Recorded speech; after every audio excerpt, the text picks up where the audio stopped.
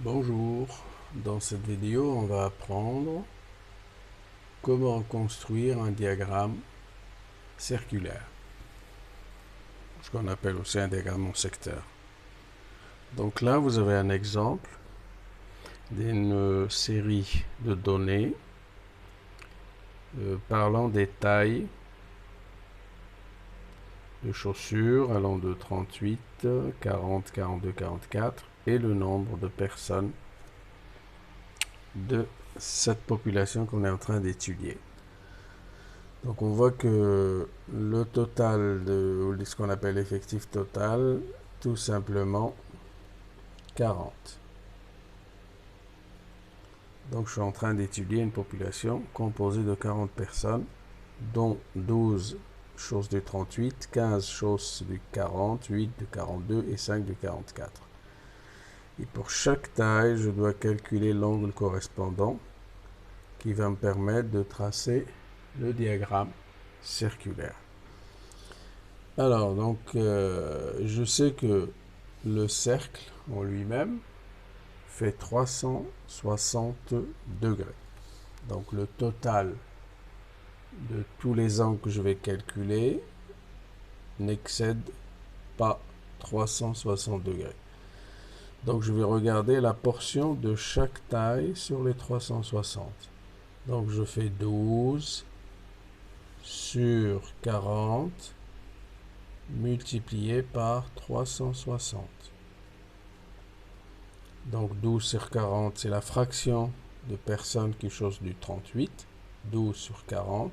Et après, je multiplie par le total de mon cercle. Idem ici, 15 sur 40 multiplié par 360. 8 sur 40 multiplié par 360. Et après 5 sur 40 multiplié par 360. Donc je prends la calculatrice et je calcule. Donc 12 divisé par 40 multiplié par 360 et ça me donne 108. Donc 108 degrés pour 38, la pointure 38.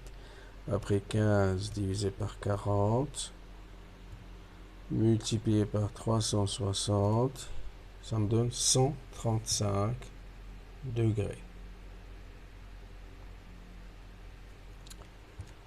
8 divisé par 40 multiplié, divisé par 40 multiplié par 360 et ça me donne 72 degrés. 5 divisé par 40 multiplié par 360 et ça me donne 45. Et je peux vérifier en faisant la somme de tous ces angles-là, 108, 135, 72, 45, et j'obtiens bien 360 degrés. Maintenant, on va essayer de, à l'aide de notre cercle, placer ces différentes pointures en utilisant les angles. Donc je sais que pour la taille, donc je peux commencer par ce que je veux, hein. D'accord? Je peux commencer par la taille 38, 40, ce que je veux. Donc là, je vais essayer de commencer en utilisant mon rapporteur. J'ai fait un cercle,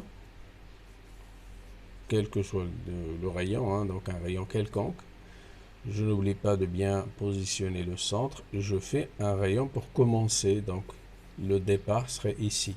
Donc je pose mon rapporteur, voilà, et je pointe par exemple 108, donc je sais que 108 c'est à peu près ici, donc 105, 106, 107, 108.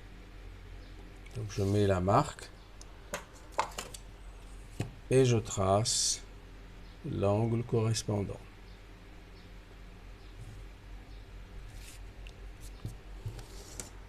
D'accord?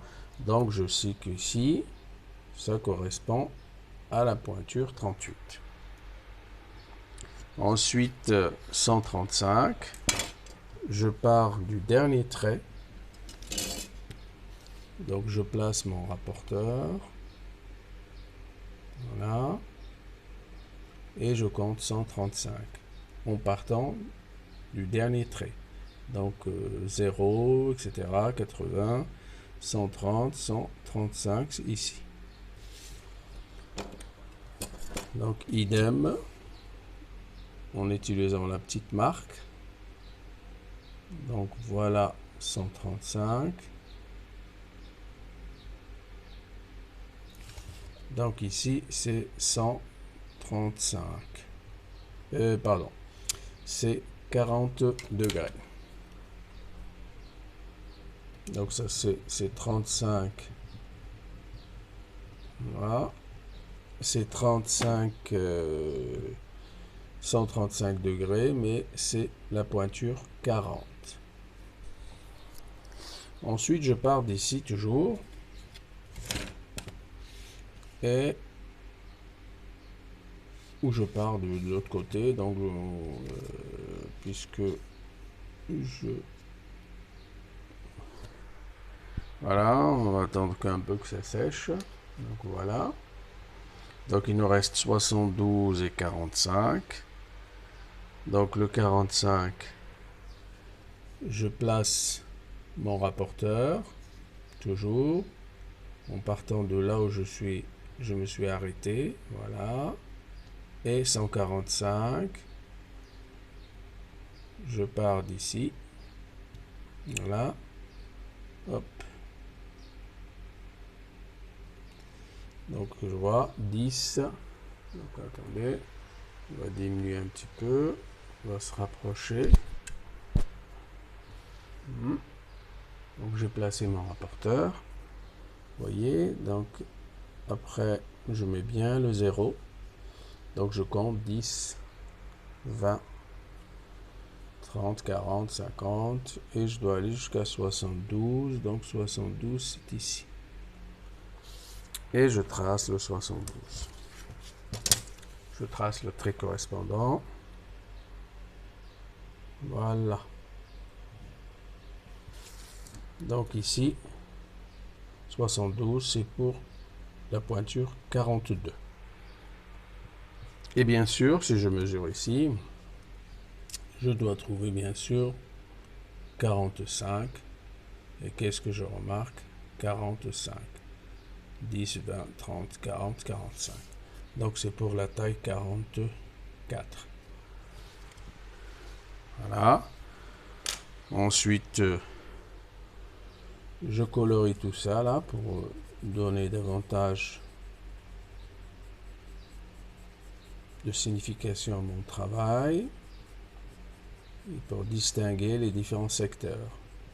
C'est pour ça qu'on l'appelle diagramme en secteur ou ce qu'on appelle aussi diagramme circulaire.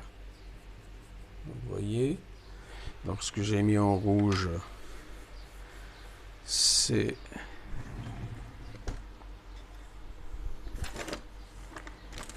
donc ce que j'ai mis en rouge, ça correspond bien sûr à notre taille 40. Je peux faire pareil en utilisant une autre couleur, donc fluo, voilà. Donc ça c'est la taille 42.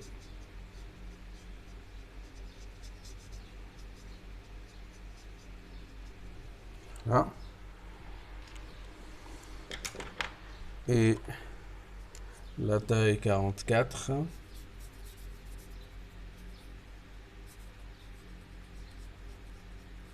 Donc, comme je disais, là, ça permet de distinguer les différents secteurs et de voir un peu des calculs type pourcentage aussi. Peut donner le pourcentage pour chaque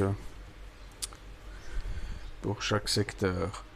Et enfin, un dernier secteur. Donc c'est le secteur de la taille, pour la taille de chaussure du 38. Voilà.